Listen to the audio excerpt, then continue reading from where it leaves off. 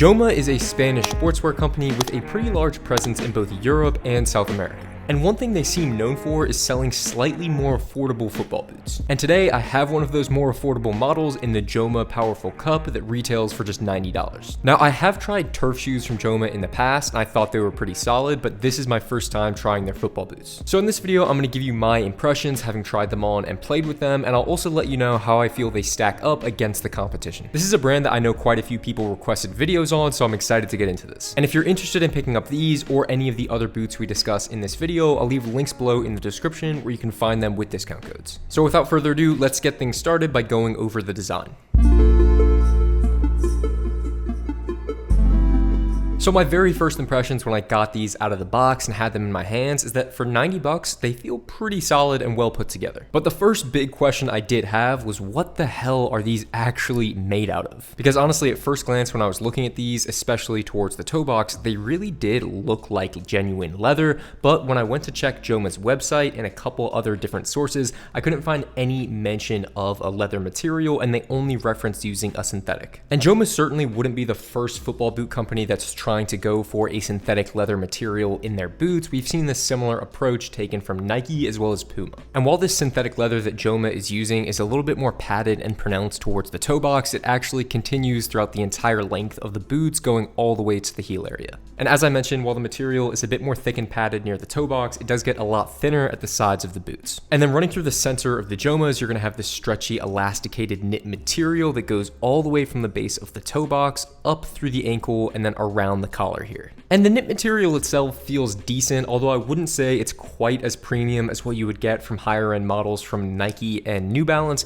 but with these boots coming in at just $90, I would still give them a pass. And that's because it's actually pretty rare to find football boots with these knitted collars below the $100 price point. And then inside the boots, the heel area is going to be pretty deep and you get a fairly minimal amount of padding towards the back of the heel. And then the insole itself is going to be glued on pretty tightly, so it's only going to be removable if you want to use brute force. And then flipping over to the back of the boots, you're going to have what is definitely the flashiest part of these boots, and that's this chrome gold plated outsole. And I've got to say, just from an aesthetic perspective, I think they nailed this here. I mean, this is probably one of the coolest outsoles you can have beneath your feet. Now, the stud configuration on the pair I have here is going to be their FG or firm ground variation, and all of the studs here are going to be fairly sharp on the outside and have this chevron shape. But after doing some research, I found that Joma does sell this exact same football boot with an artificial grass sole plate that has conical studs instead of these bladed chevron ones. And seeing as that these FG studs are pretty sharp, I would recommend getting that AG stud configuration if you normally play on artificial grass. And now the sole plate tooling itself is going to be extremely stiff, dare I say almost a little bit too stiff, and you can just barely get a tiny bit of spring towards the toe box,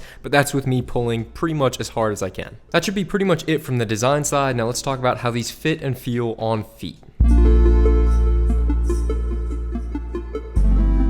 Now, all in all, considering the $90 price point and the fact that these were the first boots I was trying on from Joma, I was decently impressed with the fit. They're really easy to slip in and out of, and I do appreciate all the stretch that you get from that knitted collar. And another thing I appreciated about the design of these boots once I got them on feet is that you can actually get a lot of adjustability out of the lacing system here, despite the fact that the tongue here is going to be that knitted material. Now, in terms of shape and width, I did find that these were fairly accommodating towards the toe box, definitely on the slightly wider side of average. And since I do have wider feet, I was pretty happy with them in that regard. But when it comes to length, the Jomas definitely run a little bit long. For me, I got these in my standard size 10.5 US, and I found there was just a little bit too much room at the front of the boots once I got them on feet. And honestly, the biggest thing that you could take away from this video is that if you do go to pick up a pair of Joma football boots, especially if you go and pick up this model, I would definitely recommend going about a half size down. Because while these fit decent for me at a 10.5, I think if I had got them in a 10, they would have fit a lot better. Then to sum things up regarding the fit and feel, they were pretty snug throughout both the ankle and the midfoot, and I didn't notice any pressure points towards the heel or the toe box. Now let's continue on to what these boots were like to play in.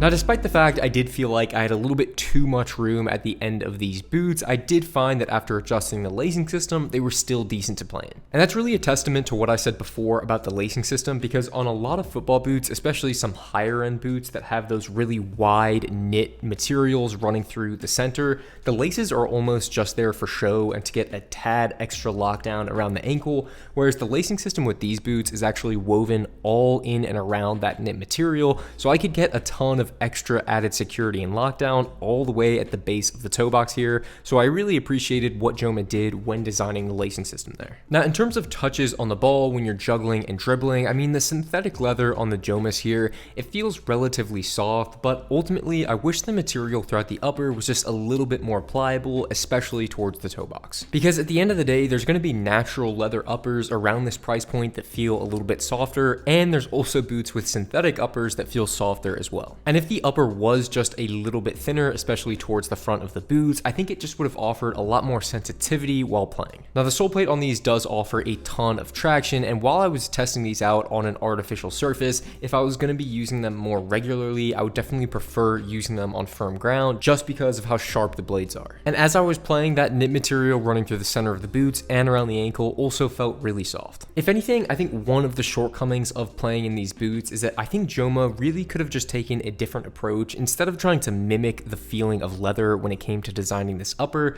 they really should have just gone out with an all-out synthetic design that was a little bit more thin and minimal. Because ultimately, I don't really care if a boot looks like it's made out of leather, I only really care if it feels like it has that same softness and natural touch that real leather has. And if it doesn't have those qualities that you appreciate leather for, then you may as well just go a different route entirely. But I do want to give these boots credit for having at least decent lockdown, because although I found these to be about a half size too big, after adjusting the lacing system around the ankle, I was able to get them relatively secure, especially towards the back of the heel. But if you do get the right fit and you go about a half size down like I mentioned, I think these are going to be pretty fun to play in, especially for that $90 price point. And speaking of the price point, let's talk about the value.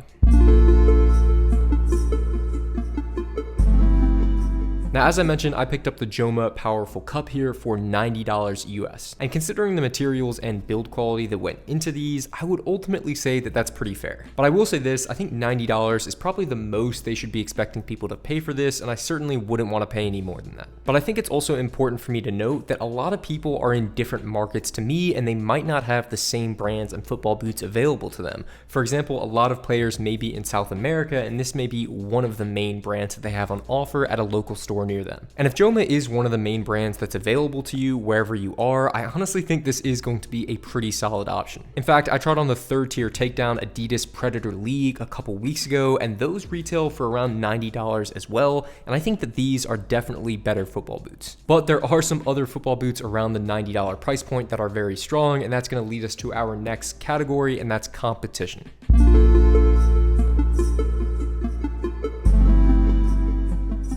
So there are a few boots that I think may be better alternatives around this price point, and the first one that I wanted to mention is going to be the Tiempo Legend 10 from Nike. Now, first up, the Legend 10 Academy is a great budget takedown boot that I think retails for around $75. Now, the heel area on those Legend 10 Academies is going to be a little bit chunkier compared to what you would get on the Jomas here, but overall, the Fly Touch upper on those Academies is going to be a little bit more thin and offer you more sensitivity. But an even better option is going to be the Legend 10 Pro, which is the second tier takedown model, which technically retails for $150 full price, but I constantly see those boots marked down to as low as $100 on a regular basis. And if you can find the Tiempo Legend 10 Pro for around $100, they would only be $10 more than the Jomas. So they would be roughly the same price, and the Tiempos are just going to have a softer upper, and the Legend 10 Pros are going to have a higher quality knit inner liner. Now, I want to mention another third tier takedown boot that was really great from last year and is still on the market now, and that is the Adidas F50 League. Now, whether you get the standard version or the messy variation, both of which I've tried, they're both really solid football boots, and I think they're probably still the king around $90. And feel free to watch my full reviews for both of those boots when you get the chance, but definitely the F50 League is probably one of the budget boots to beat. And I also wanted to shout out another relatively smaller brand in terms of the football boot space, and that would be Kipsta with the Jaguar. Now, in terms of price, the Kipsta Jaguars actually come in with a pretty similar strategy to the Jomas here, because because these are going to be technically a top-end football boot from Kipsta, which is a French company,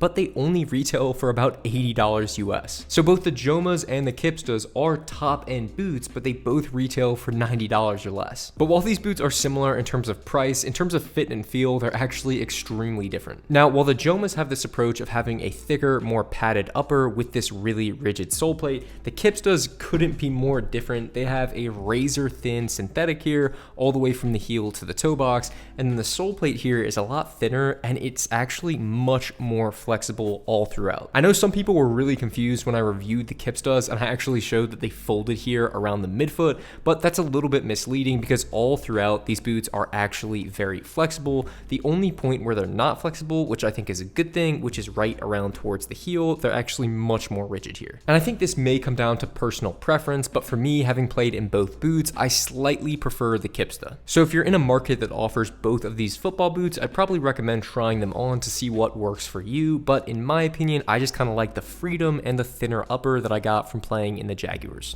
And then finally, the last competitors that I want to mention are just real leather football boots. Because the Nike Premier 3, the Copa Gloro 2 from Adidas, and the New Balance 442 V2 Pro are all great leather football boots, and give or take around 15 to 20 bucks, you can find all of those boots around the $100 price point. And not only can you find all of those boots made with actual leather, but I think from a fit and performance perspective, they're just gonna have the slight edge over the Jomas. So what are my final thoughts on the Joma Powerful Cup? So all in all, there's really nothing too crazy here. These are mid-price football boots that kind of offer mid-tier performance. But if you do size correctly and you go about a half size down like I mentioned, you are going to be able to get decent performance out of these boots. And if they're one of the main options available where you live, I definitely think they could be worth a go. But if you do have some other options to choose from, I would recommend checking out some of those other competitors that we went over. But yeah, Joma seems like a really cool company. I still am a big fan of their turf shoes, and I'm excited to see where they go from here in terms of their football boots. And guys, that is going to do it for this video. And also let me know in the comments below if there are some other Joma models that you like that you want me to review. If you want to support the channel, please leave a like and subscribe, and I will see you guys on the next video.